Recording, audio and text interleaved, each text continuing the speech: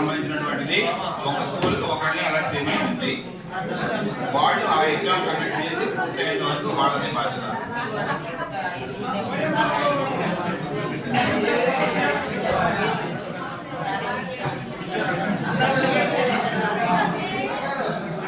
అంతే సార్. ఇంకా ఇది తప్పించి రీకన్సిలియేషన్ ఫామ్ అని ఉంటుంది.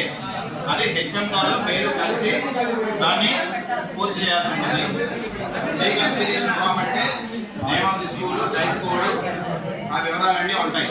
హెచ్ఎం గారి ఫోన్ నెంబరు, హెచ్ఎం గారి పేరు, మీ ఫీల్డ్ ఇన్స్పెక్టర్ పేరు, phone number, signatures, stamp, school stamp. దాంట్లో ఏముంటుందంటే ఎన్ని అలాట్ అయినా ఓఎంఆర్, ఎన్ని వాడారు, ఎన్ని రిటర్న్ చేశారు, క్వశ్చన్